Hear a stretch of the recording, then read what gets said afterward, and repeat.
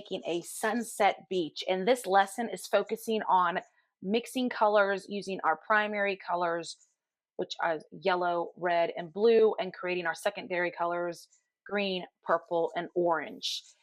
Now, we're also focusing on line. We have simple lines in this lesson. We have a curved line, we have diagonal lines, horizontal lines, wavy lines. So we're going to be talking about both as we are working on this. Now, I've used semi-moist tempera paints for this picture you see. Your paint could be different. It may be different. It may look different depending on what paints you are focusing on as you're mixing the colors for the beach sunset. So first step is you should have already put your name on your paper.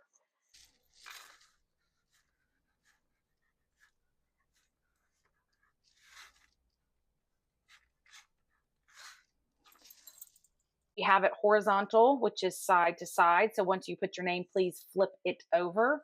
And then we're going to fold. So we're going to take the long top and we're going to fold it down to the long bottom. So a lot of you don't know how to do that. So I always take one hand, hold it down at the bottom to keep the paper still, take my other hand, then I'm curving this long to long so I can meet them up.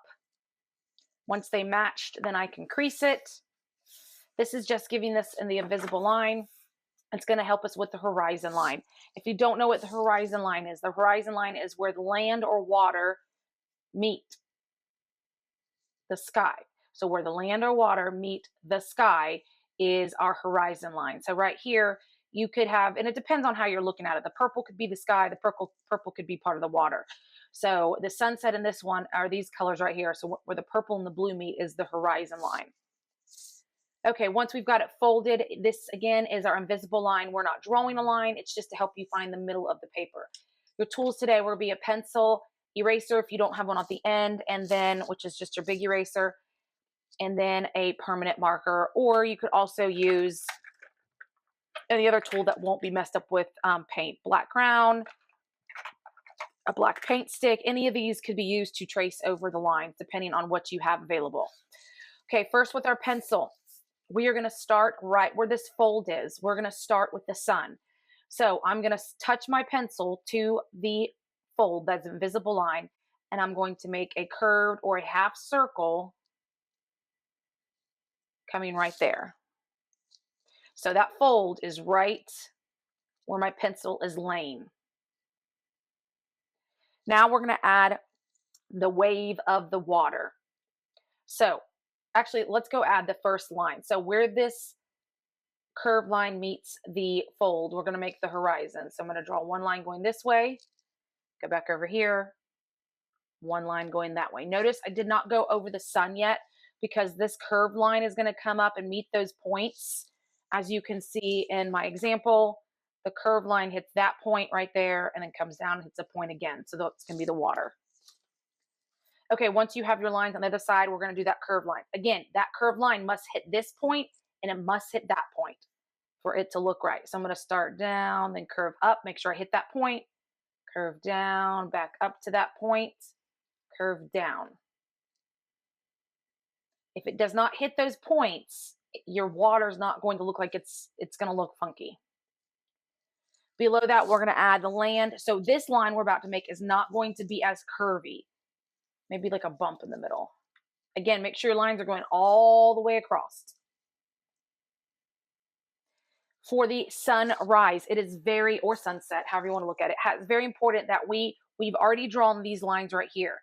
So we're going to be drawing a diagonal line to one corner, to the other corner, and then two coming up. So 4 more lines is what we're going to draw. It's important because we have to have the exact set number to get all of our primary and secondary colors in. So you're going to come up from this point, move up. This line is going straight to that corner. So this line and this line, I want to make sure they're the right thing. So I take my pencil, I draw an invisible line, so I'm in the right spot over here, and it's going towards that corner. Now we don't want one line in the middle, we're doing 2. So I'm going to kind of just bring it over to the side, draw another diagonal line.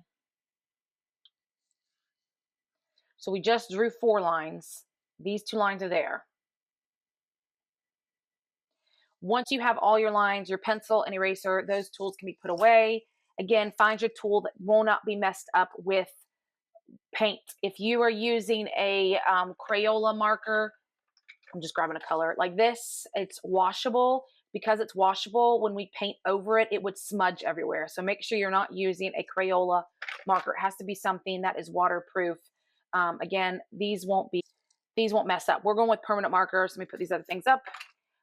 Please make sure that you're using the permanent marker correctly. Make sure that you're taking the top, put it on the back so it doesn't roll away. Make sure we're using it on our paper. Yes, you may get a little bit marker on your book. Don't worry about it. As long as you're not using it to draw on you, you'll be fine. Okay, I'm going to start just like we did with the curve, the straight line, this curve. I'm just going to move just like I did with the pencil. So you are tracing every single line that you did with pencil. It is very important that as you trace, it means you're going on top of the pencil. You don't want to make a new line. You want to cover these lines up. So you can see, you cannot see that line anymore. Take your time and go slow because you want to make sure we don't see any pencil line. If you mess up like a lot, I kind of went up above it, so I just filled it in a little thicker. If you take your marker and you notice that you totally missed the pencil line, instead of trying to make it thicker, take your eraser and erase the pencil line. That is one option. Don't try to always make it fatter like this one because sometimes that won't work.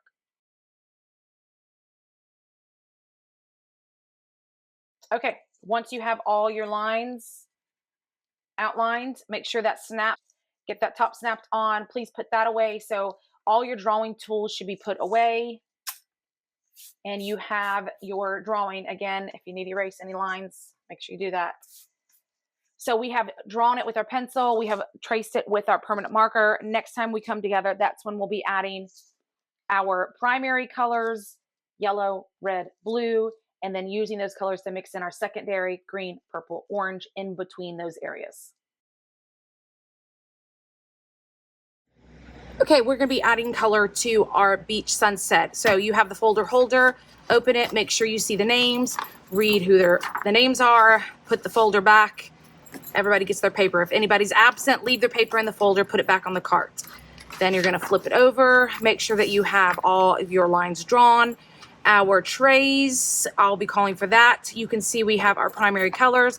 They should be opened. And remember, if they're not open, that means we're not using them. Now, the cup is changed a little bit. It was in the middle, now it's on the side. It is Velcroed to the plate, just so when it has the paintbrushes in, it doesn't flip over. So just make sure that this Velcro dot matches up with that Velcro dot. So if I call your name to get the tippies, you're gonna peel off the Velcro, dump them in the open spot, put the cup back.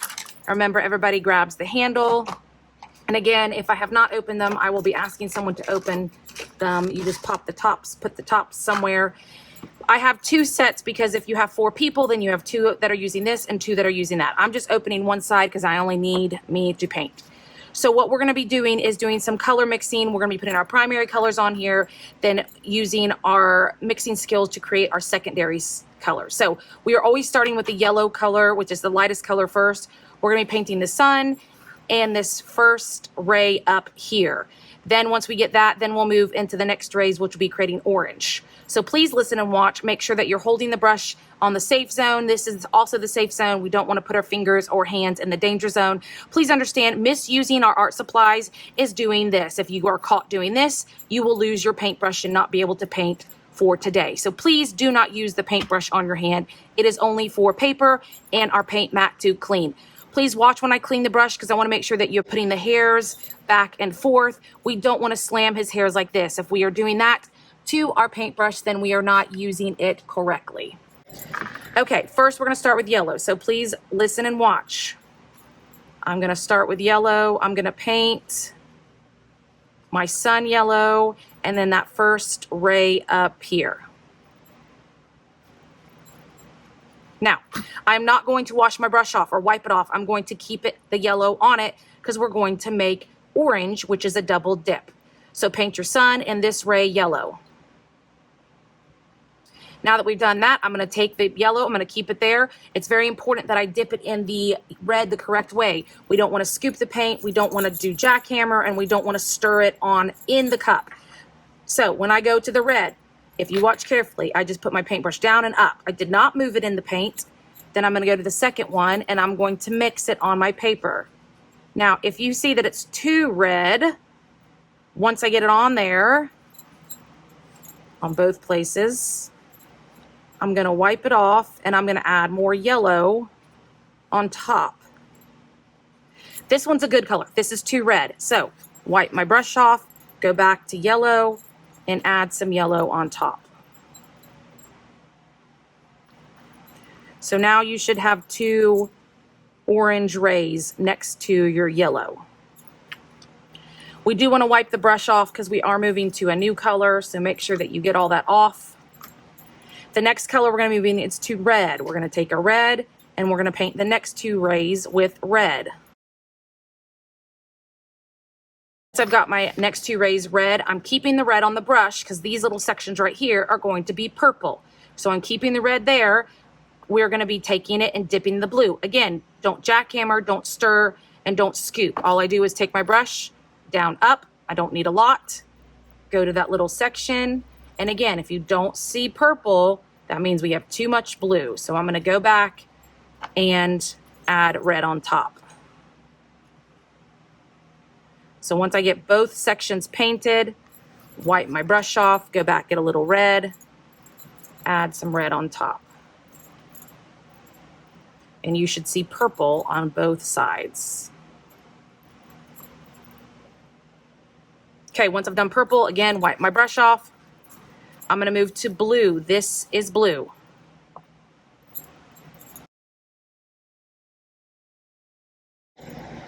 Once I've painted that section blue, here's a little twist. We are going to clean our brush off because I don't want to take blue paint and dip it in the yellow or it's going to turn this green. So I'm going to wipe all the blue off my brush as best as possible, going back and forth.